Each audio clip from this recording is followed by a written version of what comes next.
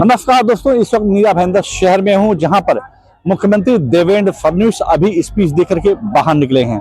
अगर हम बात करें यहां के कार्यकर्ताओं की, तो पूरा मैदान कार्यकर्ताओं से खचाखच भरा हुआ नजर आया। जैसा कि आप देख सकते हैं कि चौतरफा चारों तरफ जो है महिलाओं की संख्या, यंग जनरेशन की संख्या, बुजुर्गों की संख्या से पूरा मैदान खचाखच भरा है। लोग देवेंद्र फडणवीस को सुनने के लिए दूर दूर से आए और करीब 2 घंटे इस मैदान में बैठे रहे। हालांकि इस समय जो है चुनावी माहौल में मुख्यमंत्री को समय कम मिल पा रहा है, लेकिन उसके बावजूद भी महाराष्ट्र के मुख्यमंत्री देवेगौड़ा ने मीरा भाईंदर की जनता को संबोधित करते हुए कहा कि वो मीरा भाईंदर के लोगों को बहुत प्यार करते हैं और यहाँ की समस्याओं से वो वाकिफ हैं। इसके साथ ही मुख्यमंत्री ने कहा कि वो जो है यहाँ पर पानी की समस्या सहित रोड इंफ्रास्ट्रक्चर को लेकर के काफी गंभीर हैं और यहाँ के विकास को लेकर के वो पूरी तरीके से सतर्क है। उन्होंने कहा कि यहाँ पर विकास की गति के लिए फंड की कमी नहीं होने दी जाएगी।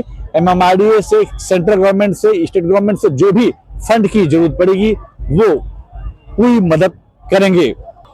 लोगों को संबोधित करते हुए महाराष्ट्र के मुख्यमंत्री ने लोगों से अपील की है कि वो इस बार पूरी मेजोरिटी के साथ बीजेपी की सत्ता मीरा भाईंदर महानगर पालिका में लाएं, तो आगामी 16 जनवरी से उनकी सारी जिम्मेदारी वो खुद अपने सिर पर ले लेंगे।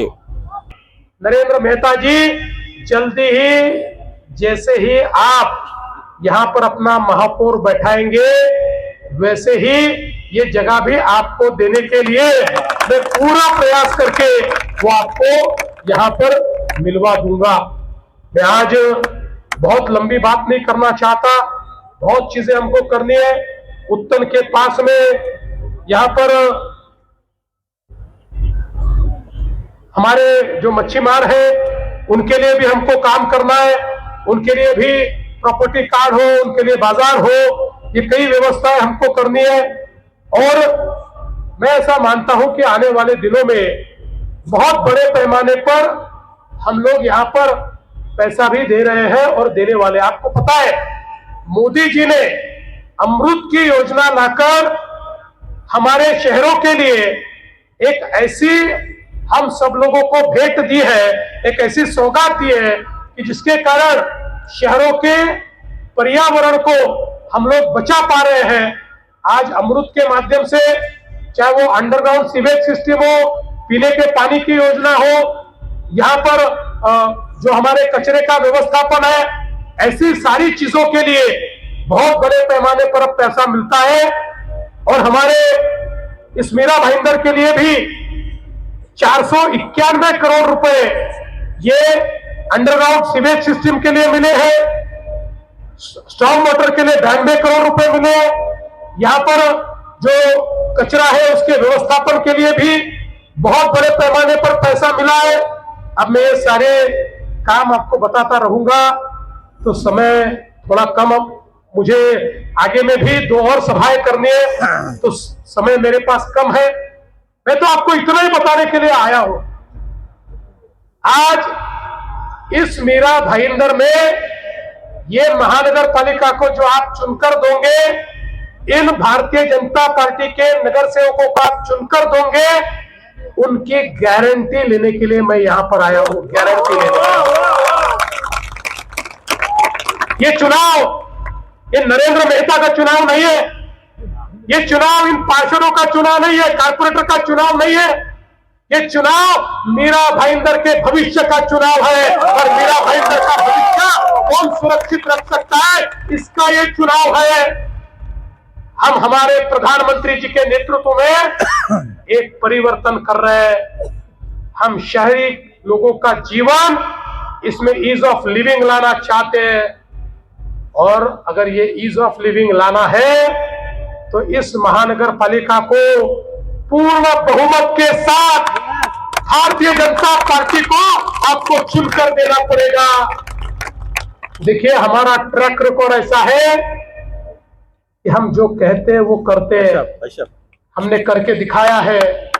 और यहां पर हमारी इतनी बहनें बैठी हुई है, जिस समय विधानसभा के चुनाव में हमको पूर्ण बहुमत मिला, सारे रिकॉर्ड तोड़कर हमने सरकार बनाई, तो लोग कहने लगे अब तो इनका चुनावी जुमला समाप्त हो जाएगा, अब इनको इतनी सीटें मिली, ये पहला काम करेंगे, अब ये लाडली बहना की योजना बंद करेंगे।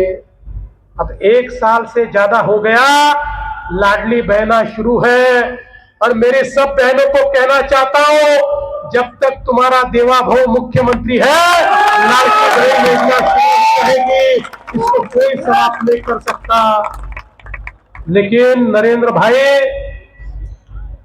अब ये महानगर पालिका चुनकर आने के बाद मेरी लाडली बहनाओं को सिर्फ लाडली बहना मत रखना, अब मेरे लाडली बहनाओं को लखपति दीदी बनाना है। लखपति दीदी, मोदी जी ने लखपति दीदी का प्रोग्राम दिया है। 50 लाख लाडली बहनें लखपति दीदी बन चुकी है। आने वाले 4-5 महीने में 1 करोड़ तक हम पहुंचने वाले हैं। अब मैं मीरा भाईंदर जब आऊंगा, मैं ये नहीं पूछने वाले आपने कितना काम किया, आपको, महापौर को, सभी निगम पार्षदों को, कॉर्पोरेटर्स को मैं पूछने वाला हूं, मेरी कितनी लाडली बहनाओं को तुमने लखपति दीदी बनाया, उसका हिसाब मुझे दो। हम लोग हर एक के जीवन में परिवर्तन लाना चाहते हैं, इसलिए मैं आपको इतना ही कहना चाहता हूं, 15 तारीख को आप वोट देने के लिए जब जाएंगे, हर एक व्यक्ति को 4 वोट देना है, 4 बटन दबाना है। याद रखिए, कोई कंफ्यूजन की जरूरत नहीं है, आदमी औरत देखना ही नहीं है। देखना क्या है? क्या देखना है? क्या देखना है? कमल का फूल देखना है। कमल का बटन दबाकर सीधे बाहर आइए। 15 तारीख को कमल की चिंता आप कीजिए। 16 तारीख से 5 साल तक आपकी चिंता ये देवा भाव करेगा, ये बताने के लिए मैं आया हूं। इतना ही कहते हुए अपने शब्दों को विराम देता हूं।